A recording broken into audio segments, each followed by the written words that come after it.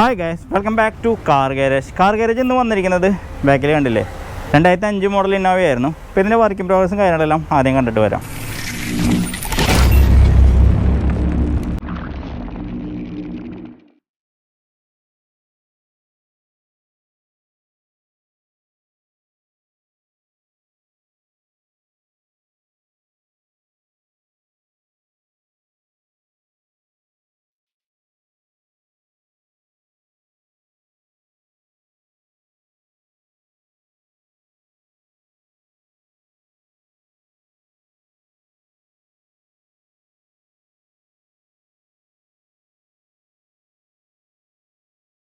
അപ്പോൾ നമ്മളുടെ silver colour Innova painting എല്ലാം കഴിഞ്ഞ് നമ്മളിവിടെ എത്തിയിട്ടുണ്ട്. അപ്പോൾ ഈ ഒരു വണ്ടി എന്ന് പറയുന്നത് പുട്ടി ഒരുപാടുണ്ടായിരുന്നു വണ്ടിയുമ്പോൾ. പിന്നെ നമ്മളെ ഈ ഒരു വണ്ടി ഇവിടെ കൊണ്ടുവരുമ്പോൾ തന്നെ ഒരു പ്രാവശ്യം പെയിൻറ്റിങ് ചെയ്തിട്ടുണ്ടെന്ന് തോന്നുന്നുണ്ട്. ഒരു സിൽവർ കളർ 1E7 എന്ന് പറഞ്ഞാൽ ഒരു സിൽവർ ചെയ്തിരുന്നു. പക്ഷേ ആ സിൽവർ ചെയ്തപ്പോൾ അവിടെ ഇവിടെയൊക്കെ കുറച്ച് അപാകതകളും പ്രശ്നങ്ങളുണ്ടായിരുന്നു. ഞാൻ നേരത്തെ പറഞ്ഞ മാതിരി തന്നെ ഈ ലൈനൊക്കെ ഷാർപ്പായിരുന്നു. അപ്പോൾ അതിൻ്റേതായ പ്രശ്നങ്ങളും കാര്യങ്ങളൊക്കെ ഉണ്ടായിരുന്നു. അപ്പോൾ അതെല്ലാം ക്ലിയർ ചെയ്തതിന് ശേഷമാണ് നമ്മൾ ഇന്നോവയ്ക്ക് വരുന്ന വൈറ്റ് നമ്മൾ പെയിൻറ്റ് ചെയ്തു. പേൾ വൈറ്റ് അല്ല, ഇന്നോവയ്ക്ക് വരുന്ന സാധാരണ വൈറ്റ് നമ്മളിതിൽ പെയിൻറ്റ് ചെയ്തു. അപ്പോൾ പെയിൻറ്റ് ചെയ്തതിന് ശേഷം ഇനി കട്ടിങ് പോളിഷും കാര്യങ്ങളൊക്കെ ഉണ്ട്. അപ്പോൾ അതിൻ്റെ വർക്കിംഗ് പ്രോസസ്സിലേക്ക് നമുക്ക് പോകാം കേട്ടോ.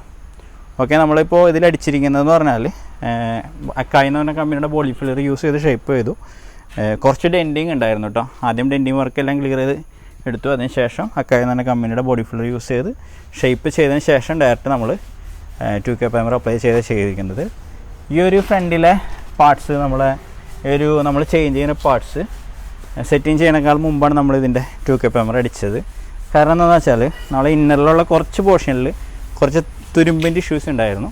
അപ്പോൾ അത് ഇനി പിന്നീട് പ്രശ്നമാവണ്ടെന്ന് വിചാരിച്ച് നമ്മൾ ഒരുപാട് വണ്ടിയും അങ്ങനെ ചെയ്യാറുണ്ട് കേട്ടോ. ചില വണ്ടികൾ നമ്മൾ സെറ്റിങ് ചെയ്തതിന് ശേഷം നമ്മൾ പ്രൈമർ അടിച്ചിട്ട്, അതായത് ചില വണ്ടികൾ സെറ്റ് ചെയ്തതിന് ശേഷം നമ്മൾ പ്രൈമർ അടിച്ച് പെയിൻറ്റിങ് ചെയ്യാം. എന്നാൽ ചില വണ്ടികൾ നമ്മൾക്ക് പുട്ടി വർക്ക് കഴിഞ്ഞതിന് ശേഷം ഈ ഒരു വണ്ടികൾ, ഇങ്ങനത്തെ ഉള്ള വണ്ടികളൊക്കെ പുട്ടി വർക്ക് കഴിഞ്ഞ ശേഷം നമ്മൾ ഡയറക്റ്റ് പ്രൈമർ അടിച്ച് ഇടും. അത് വേറെ ഒന്നല്ല, അതിൻ്റെ ഇന്നറിലുള്ള എവിടെയെങ്കിലും വശങ്ങളിലൊക്കെ തുരുമ്പിൻ്റെ ഇടുന്നുണ്ടെങ്കിൽ ആ പ്രൈമർ അടിക്കുന്ന സമയത്ത് ആ വശങ്ങളും ഒന്ന് പ്രൈമർ അടിച്ചിടും. പിന്നീട് ആ കംപ്ലയിൻസും കാര്യങ്ങളൊന്നും വരാണ്ടിരിക്കാൻ വേണ്ടിയിട്ട്.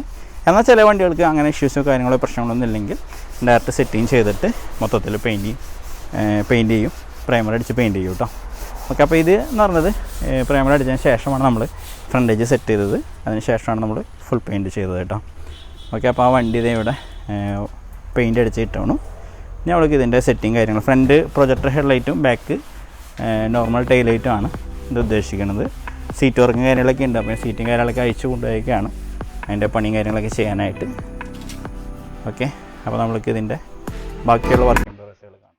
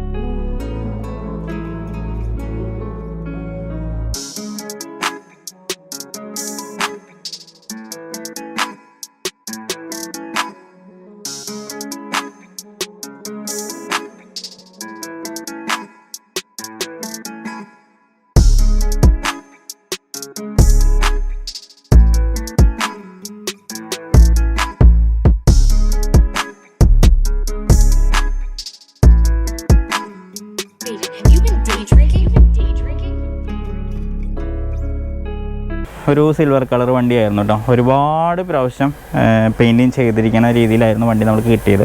കാരണം എല്ലാ പാനലുമേയും പെയിൻറ്റഡ് ആയിരുന്നു. അതേപോലെ 3-4 ലെയർ പെയിൻറ്റിങ് ചെയ്തിരുന്നു. സിൽവർ കളറായിരുന്നു വണ്ടി, സിൽവർ കളർ തന്നെയാണ് പെയിൻറ്റിങ് ചെയ്തിരുന്നത്.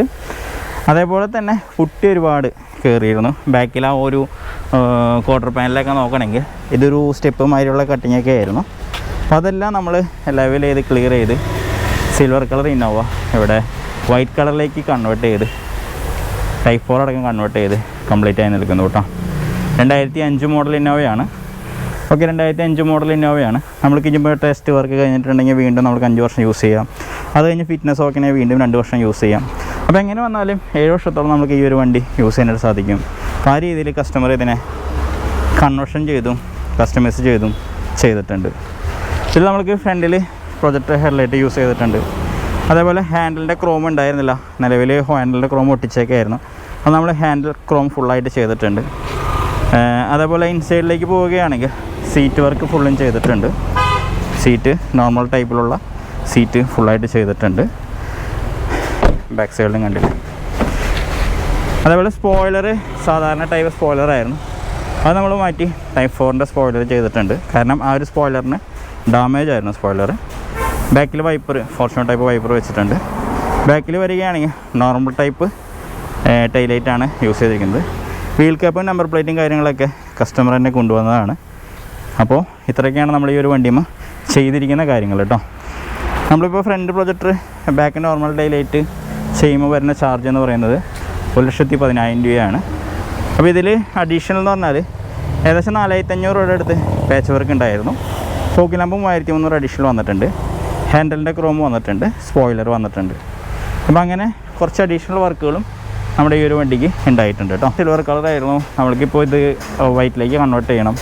RCയിലുള്ളത് സിൽവർ ആയിരിക്കും. അപ്പോൾ നമ്മൾ ഇതേപോലെ നമ്മൾ പെയിൻറ്റ് കൺവേർഷൻ ചെയ്യുന്ന സമയത്ത് നിങ്ങൾ പെയിൻ്റ് അടിച്ചതിന് ശേഷം തീർച്ചയായും RCയിലും ചേഞ്ച് ചെയ്യേണ്ടതാണ് കേട്ടോ.